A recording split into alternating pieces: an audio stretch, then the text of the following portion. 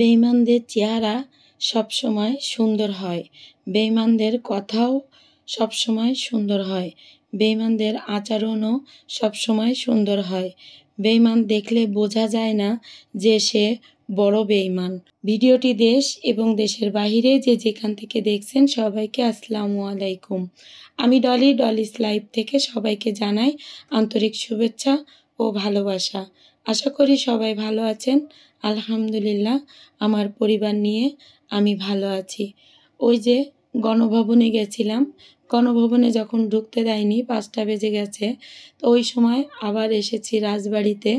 যে ওখানে যখন দেখা হলো না, তাহলে এই যে নাটোরের রাজবাড়ি, সেখানে দেখতে চলে এসেছি। এখান থেকে টিকিট নিতে হবে, তোমাদের ভাইয়া এখানে টিকিট আনতে যাচ্ছে। আর এর ভিতরে আমি একটি গল্প বলবো আর কি। তা পরকীয়া মানুষের মৃত্যুর দিকে নিয়ে যায়, এটা আসলেই বাস্তব। তবে আমরা সবাই সতর্ক থাকব। তো গল্পটি হলো এই যে আমাদের খুলনা নিরালা তাবলিগ মসজিদের সামনে যে তামান্না টাওয়ার আছে, ওই তামান্না টাওয়ারে 5তলা ভবনে ওনারা বসবাস করতো স্বামী স্ত্রী। স্বামী ব্যবসার ক্ষেত্রে বিদেশে যাইতো, আবার ফিরে আসতো। ওনার 2টা বাচ্চা ছিল, এক মেয়ের বয়স 10 বছর আর ছেলের বয়স 8 বছর। তো যাই হোক, ওই যে মহিলা উনি একজনের সাথে সম্পর্ক করে বসে, তাও সেটা হুজুর। সে হুজুরের সঙ্গে সম্পর্ক করে বসে, এটা ছেলে দেখে ফেলার পরে ওর নানা নানির কাছে বলে, এটা সবাই জেনে যায়। জানাজানির ফলে অনেক চেষ্টা করে তাকে সেখান থেকে ফিরিয়ে আনতে, কিন্তু সেই চেষ্টা বৃথা হয়।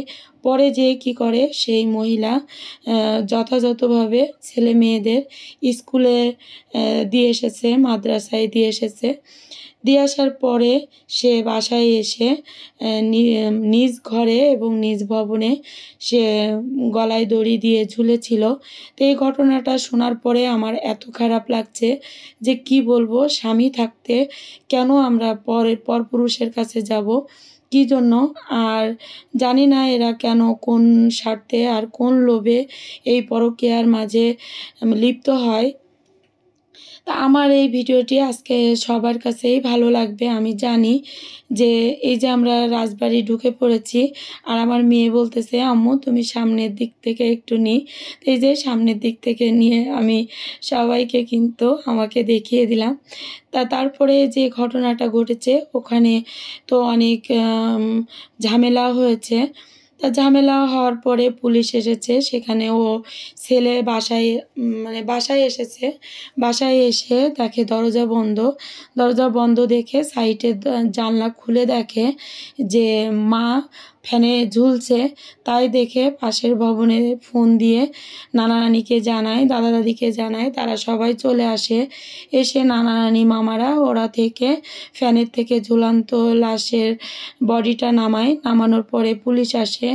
আসার পরে যে মেয়ের মা বাবা আর কি চাচ্ছিল না যে ময়না তদন্ত করা, আর ছেলের বাবা মা চাচ্ছিল যে ময়না তদন্ত হোক, যে কি জন্য আমাদের বৌমা গলায় দড়ি দিল।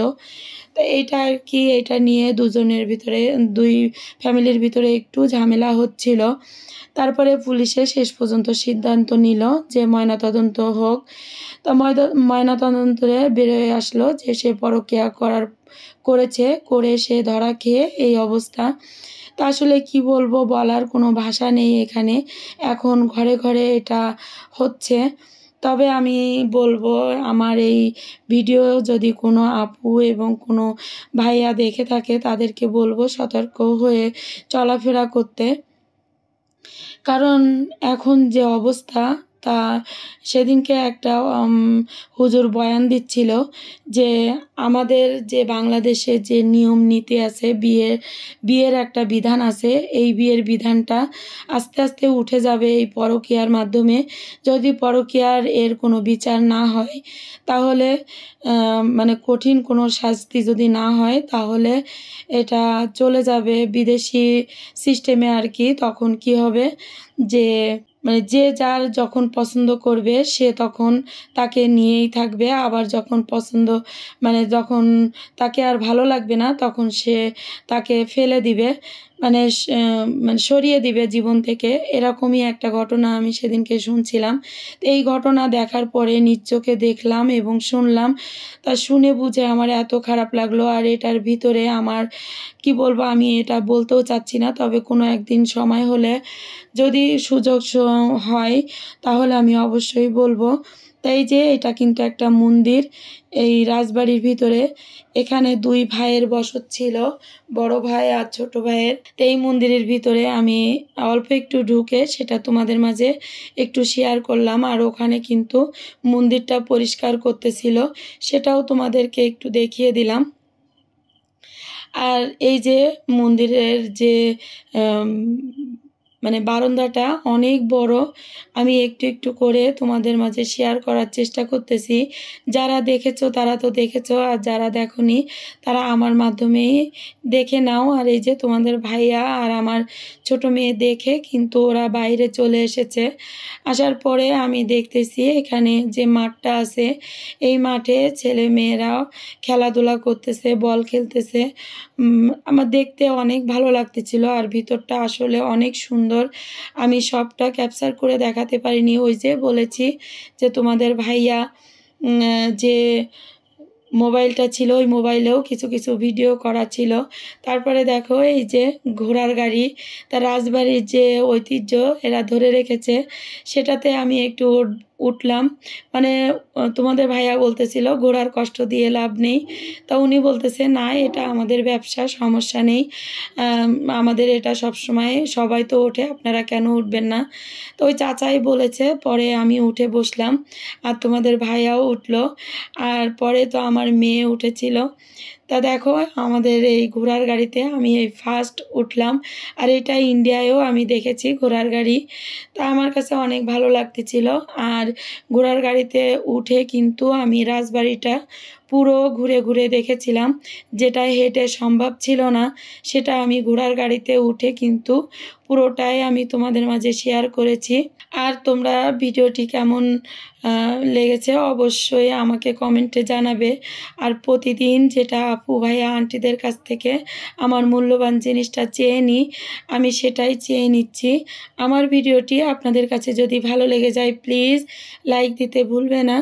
আর যদি এই ধরনের লাইফস্টাইল ব্লগ দেখতে চাও চাইলে চ্যানেলটিকে সাবস্ক্রাইব করে পাশে থাকা বেল আইকন অল অপশনটি সিলেক্ট করে রাখবে। এতে করে আমি যখন নতুন কোনো ভিডিও আপলোড করব সঙ্গে সঙ্গে নোটিফিকেশন চলে যাবে আপনার মোবাইলে, সুযোগ বুঝে আপনি সেটা দেখে নিতে পারবেন। আর যারা এই কাজ করে আমাকে প্রতিনিয়ত সাপোর্ট করে যাচ্ছেন তাদেরকে অসংখ্য ধন্যবাদ। আর যারা নতুন বন্ধুরা আসছে তাদেরকে বলবো সাবস্ক্রাইব করে একটা লাইক দিয়ে ভিডিওটি কন্টিনিউ করতে, আর টেনে হিসেবে ভিডিওটি দেখবেন না প্লিজ। তো দেখো আমি কিন্তু এই রাজবাড়িটা সুন্দর করে ঘোড়ার গাড়িতে উঠে কিন্তু আমি পুরোটাই তোমাদের মাঝে দেখানোর চেষ্টা করেছি। আর এই যে ডান পাশে ওইটা ছোট ভাইয়ের বাড়ি, এইখানেতে ঘুরতেছিলাম আর ওই চাচাই আমাদেরকে বলে দিচ্ছিল। আসলে ভিডিওটা বেশ অনেক দিনের, তো এই জন্য আমার অনেক কিছু মনে নেই, তা তোমাদের সাথে আমি বলতেও পারতেছি না। যদি কখনো যাই এবার আমি ঠিকই মানে সব কিছুর জায়গা আমি ঠিক করে বলবো। তো এই বিল্ডিংটা কিন্তু দেখো অনেক পুরাতন হয়ে গেছে, আর যে বিল্ডিংগুলো ভালো আছে সেগুলো তো তারা ভালো রাখার চেষ্টাই করেছে। আর এই দেখো কত সুন্দর, মানে এটা যে রাজবাড়ি তা রাজবাড়ির মতনই আমার কাছে অনেক ভালো লেগেছে। আমি গল্পে শুনেছি, লোকের মুখে শুনেছি, নিজে কখনো দেখিনি, তা আমি নিজে চোখে দেখে কিন্তু আমার কাছে অনেক ভালো লেগেছে। অবশ্যই আমি মনে করব আমার আপু ভাইয়া আন্টিদের কাছেও অনেক ভালো লাগবে। আর এই যে পরকীয়ার কথাটি বলতেছিলাম, আসলে এরা জেনে বুঝেই কিন্তু এই বেইমানিটা করে স্বামীদের সঙ্গে। আর অনেক স্বামী আছে স্ত্রীদের সাথেও কিন্তু এই বেইমানিটা করে, আসলে এটা করা ঠিক না। সংসার হয়ে গেলে দেখা যাচ্ছে সংসার হয়ে গেছে, ছেলে মেয়ে হয়ে গেছে, তাদের মুখের দিক তাকিয়ে সংসার ঠিক রেখে আজীবন কাটানো ভালো, আমি যেটা মনে করব। আমি তো আল্লাহকে সবসময় বলি যে আল্লাহ, আমি লাল শাড়ি পরে এসেছি আর সাদা শাড়ি পরে যেন এই ঘর থেকে বেরোতে পারি। সব আপুদের কাছে আমি এই দোয়াটাই করব, আমার জন্য দোয়া করবে, যাতে যেন আমি যে নিয়ত করি আল্লাহর কাছে সবসময় যেটা বলি, সেটার জন্য সেই আশাটা আমার পূরণ হয়। এই যে বাচ্চা কাচ্চা বলো, সে তো গলায় দড়ি দিয়ে মারা গেল, আর এই দুটো সন্তান কি পেল? বা মা হারালো, বাপ তো ঠিকই সংসার পাবে, কিন্তু এই বাচ্চা কাচ্চা কী পাবে, কার কাছে থাকবে?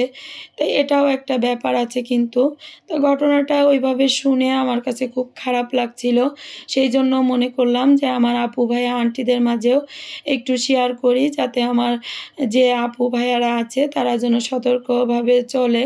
আমি সবার উদ্দেশ্যেই বলবো যে এই পথ থেকে যদি কেউ থেকে থাকে, আমার এই গল্পটি শুনে যদি বিন্দুমাত্র তার মনে ভালো লাগে, তাহলে আমি বলবো, যদি কেউ এরকম দেখে থাকে তাহলে তাদেরকে বুঝিয়ে যাতে ভালো পথে ফিরে আসে সেই কথাটি বলতে বলবো।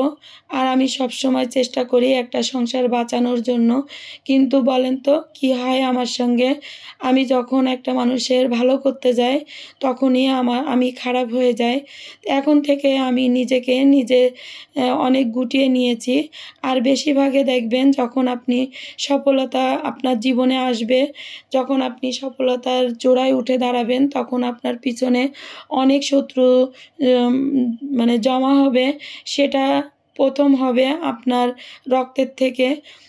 রক্তের মানুষই কিন্তু বেশি বেইমানি করে। তা আমি এটা আগে শুনেছি, গল্পে শুনেছি, অনেক আপুরাই এই ভিডিওতে বলেছে, কিন্তু আজ আমার জীবনে ঘটে যাচ্ছে সেই সব দিনগুলো। আমি আল্লাহকে শুধু জানাবো, আমি কাউকে কিছুই বলবো না, কারোর কাছে কোনো বিচার চাইবো না। তবে আল্লাহকে শুধু এইটুকুই বলবো যে আল্লাহ, আমি যেটা করি, যেটা করতেছি, সেটা তো তুমি জানো, তুমি দেখতেছো আমার মনে কি আছে আর আমি কি করি, সেটা তো তুমি দেখতে পাচ্ছ। কে কি বলল আর কে কি করলো, আমার সেটা দেখার দরকার নেই। ঠিক সময় বুঝে, সময় হলে আল্লাহ ঠিকই তার বিচার করবে। আর আমি আজীবন আল্লাহর কাছেই নালিশ দিয়ে এসেছি। মানুষের কাছে কিন্তু নালিশ দিলে কি হবে? পরবর্তীতে সুযোগ নিয়ে সেই মানুষটি কিন্তু কালসাপের মতন ছোবল দিবে। এইজন্য মানুষের সঙ্গে আমি বলা বন্ধ করে দিয়েছি। আমি মানুষের সঙ্গে খুব কম বলি, কিন্তু নামাজের পাটিতে বসে আমি আল্লাহর কাছে নালিশ দিই যে আল্লাহ, তুমি এর বিচার করো। এর বিচার আমি করব না, তবে আল্লাহর কাছে বিচার দেওয়া যে কত বড় বিচার, এটা আসলে আমি নিজেই উপলব্ধি করতে পারি। আমার সাথে আজ পর্যন্ত যারা খারাপ করেছে, খারাপ ব্যবহার করেছে, আমার সাথে যে দুর্ব্যবহার করেছে, তারাই এখন সেই উপভোগ করতেছে আমার চোখের সামনেই। আমি কিন্তু দেখতে পাচ্ছি, কিন্তু মুখে বলতে পারি না। তা যাই হোক, এই যে পুকুরে আমরা কিন্তু সবটুক ঘুরে এসে, এই যে পুকুরে তোমাদের ভাইয়া আর আমি কিন্তু একটু রোমান্টিকভাবে পানি দিচ্ছিলাম। আমার মেয়ে বলতেছিল, আম্মু পাপার গায়ে একটু পানি দাও। তাই আমি এই যে পুকুর থেকে পানি উঠিয়ে তোমাদের ভাইয়ার গায়ে দিচ্ছিলাম। আর এই যে এই টিকিটটা তোমাদের দেখিয়ে দিলাম। আর এই যে টিকিটের যে ঘরটা, সেটাও আমরা কিন্তু চলে এসেছি। সমস্ত রাজবাড়িটা ঘুরে আমরা, সন্ধ্যা হয়ে গেছে, মাগরিবের আজান দিবে, এই সময় আমরা চলে এসেছি। বা আমরা কিন্তু হোটেলেও উঠে পড়েছি। আমার ভিডিওটি প্রায় একদম শেষ পর্যায়ে আমি চলে এসেছি। তামান্না টাওয়ারের যে ঘটনাটি ঘটেছে, এটা ঘটেছে জুন মাসের 21 তারিখ শনিবার। এই যে গত শনিবার, এই শনিবারের ঘটনা। আমার যে খুলনার আপুরা আছে, তারা এই জায়গাটি চিনবে। ফিরে আসবো নতুন কোনো ভিডিও নিয়ে।